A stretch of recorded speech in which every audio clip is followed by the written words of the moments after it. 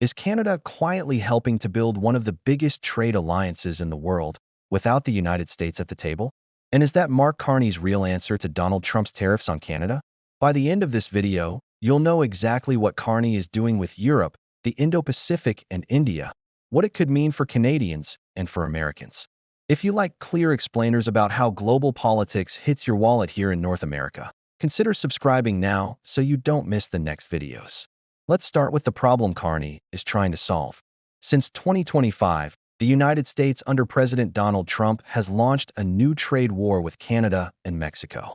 Washington has raised tariffs on a wide range of Canadian goods, including steel, aluminum, and some manufactured products, with rates going up to around 25 to 35% on many items. For Canada, which still sends the majority of its exports to the U.S., that is a huge vulnerability. One decision in Washington can hit factories, jobs, and prices across this country. So the key question in Ottawa is, how do you reduce that dependence without blowing up the relationship with your biggest neighbor?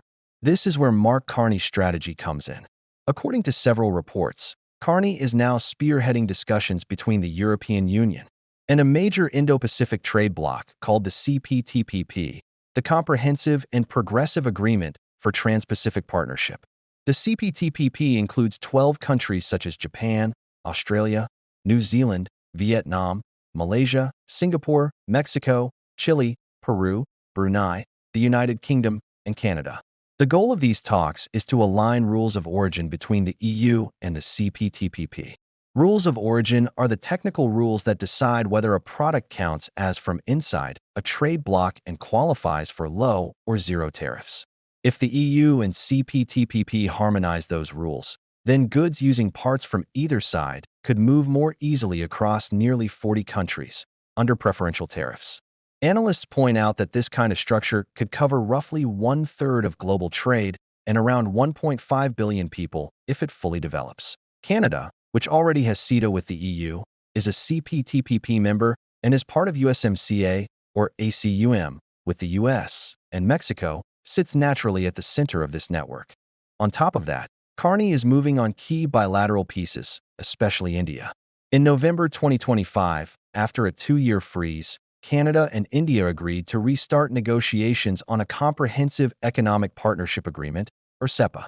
Both sides have publicly signaled that they want to more than double bilateral trade by around 2030, potentially reaching tens of billions of dollars per year. Carney and Indian Prime Minister Narendra Modi met on the sidelines of an international summit to relaunch these talks, and Carney has described India as a reliable long-term trading partner for Canada. Add that to Canada's existing deal with Europe, CETA, its membership in the Indo Pacific CPTPP, and new initiatives to diversify trade in the Indo Pacific region, and you can see the outline of a strategy: build a web of middle power partners so that Canada is less exposed when the U.S. uses tariffs as leverage. So what does all this mean on the U.S. side? First, it reduces American leverage over time. If Canadian and other middle power companies have easier access to Europe, India, and the Indo Pacific, they are less dependent on the U.S. market. That means future tariff threats from Washington may hurt less and may be less effective as a political weapon. Second, there is a risk for some American businesses.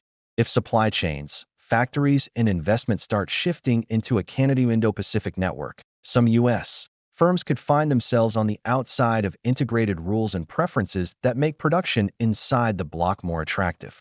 Third, it could push the U.S. into a strategic choice: either stay partly isolated from these mega-regional structures or eventually negotiate its own way into similar rulemaking with allies, instead of relying mainly on unilateral tariffs.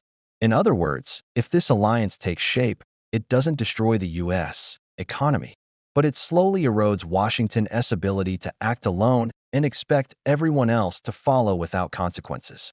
For Canada, if the strategy works, the country could move from being seen mainly as America's junior partner to a hub connecting 3 major regions: North America, Europe, and the Indo-Pacific.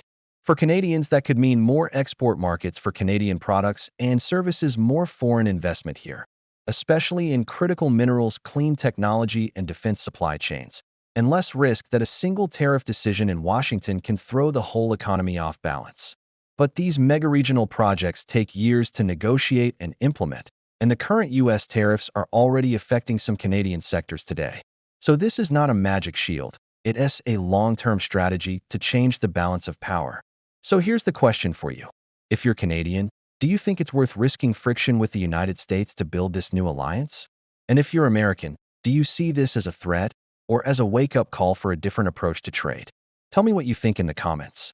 If you want more short, fact-based explainers like this, connecting global politics to everyday life in North America, hit like, subscribe, and turn on the bell so you don't miss the next breakdown. Thanks for watching.